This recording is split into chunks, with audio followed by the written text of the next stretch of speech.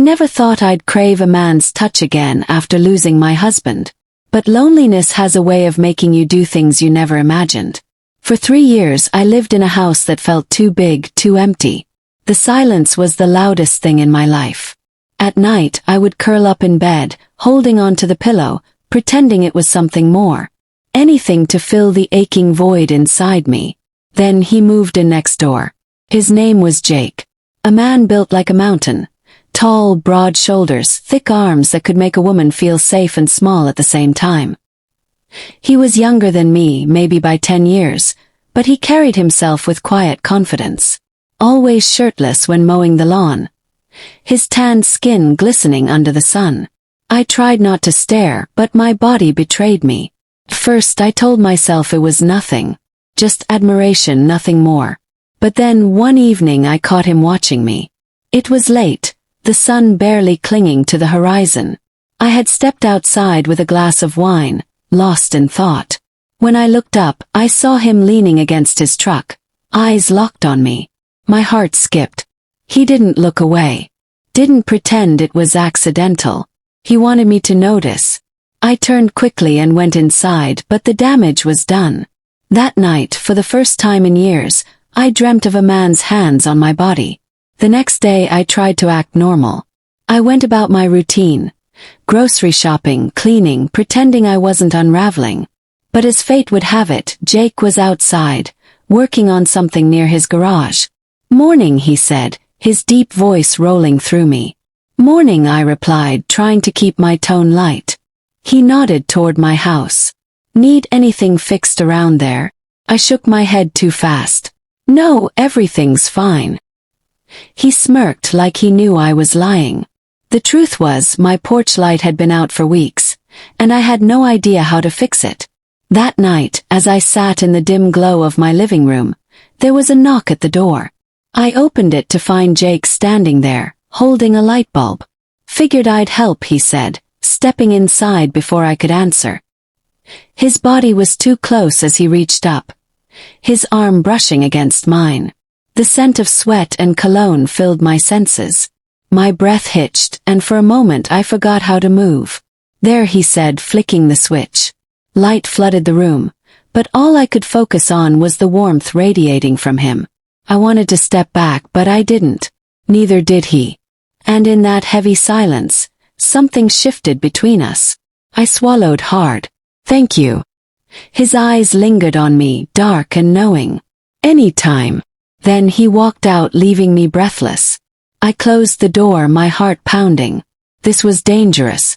But for the first time in years I felt alive. If you want more heart-pounding dramatic stories like this, don't forget to like and subscribe. There's so much more to come.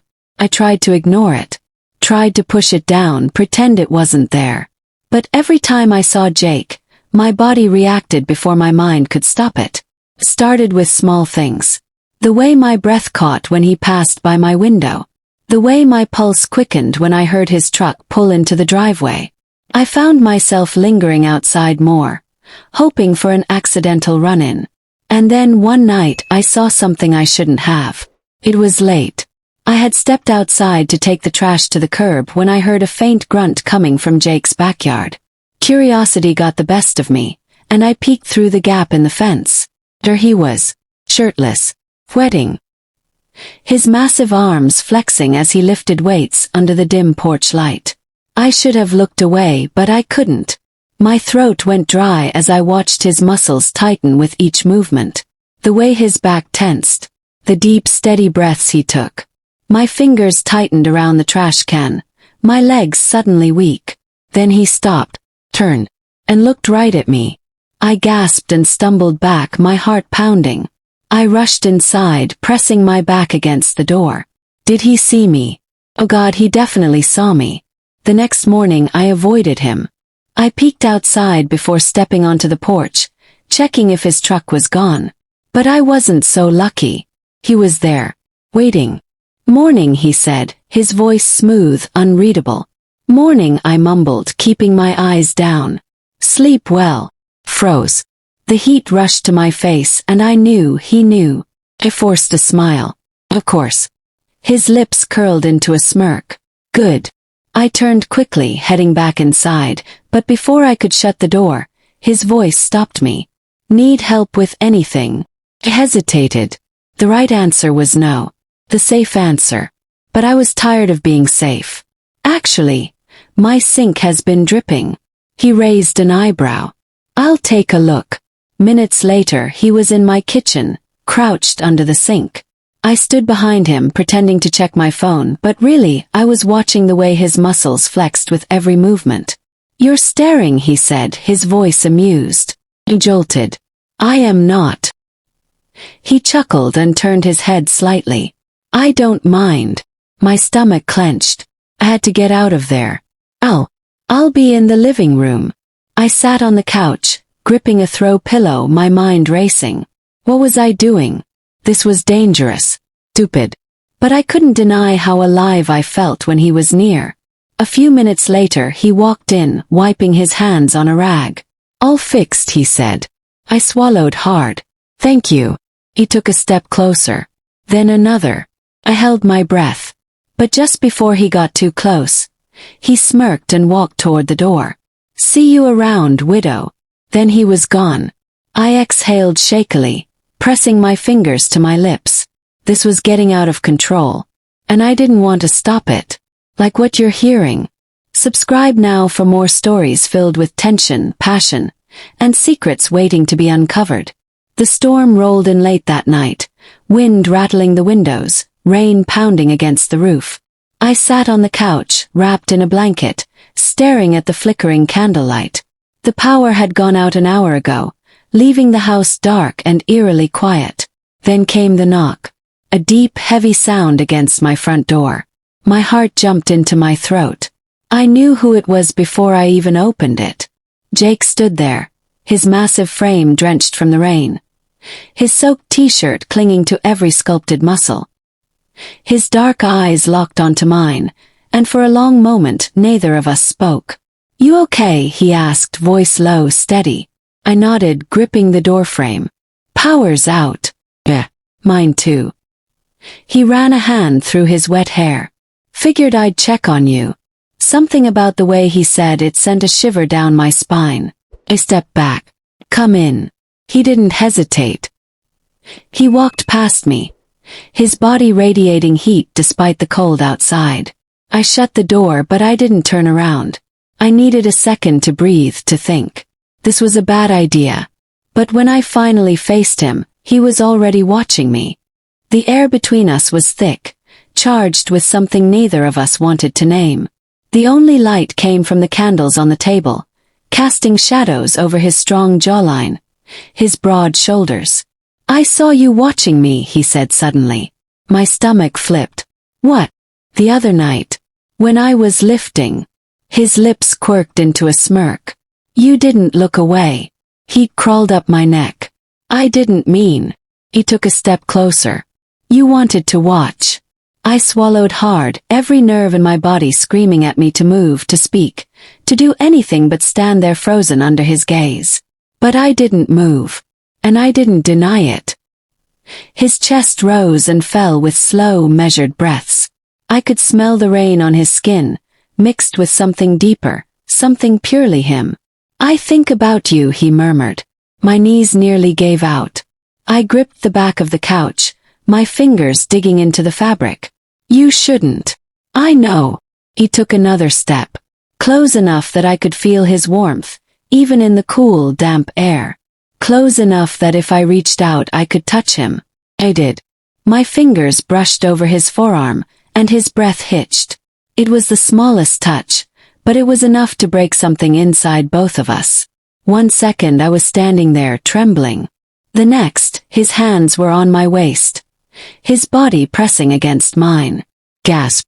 He didn't kiss me, not yet. He just held me there, his grip firm, his breath warm against my cheek. Tell me to stop, he murmured. I couldn't. I wouldn't. Instead, I tilted my head, my lips barely brushing his. Silent answer. Then he kissed me. It wasn't soft. It wasn't slow. It was fire, hot, desperate, consuming. I clutched his shoulders as he backed me against the wall, his massive frame caging me in. The storm outside raged on, but I barely heard it over the pounding of my own heart. I had been cold for so long. But in that moment I was alive. And I didn't care about the consequences. I woke up tangled in the sheets, my body still humming from the night before. The storm had passed, but inside me, something far more dangerous had been unleashed. Jake was gone. At first I thought I had dreamed it all. The way his hands had claimed me. The way he made me feel like a woman again. But the soreness in my limbs, the lingering scent of him on my skin, it was real. And so was the guilt.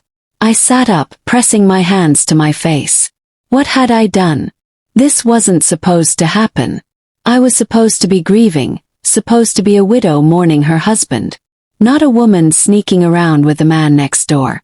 But the worst part, I wanted to do it again.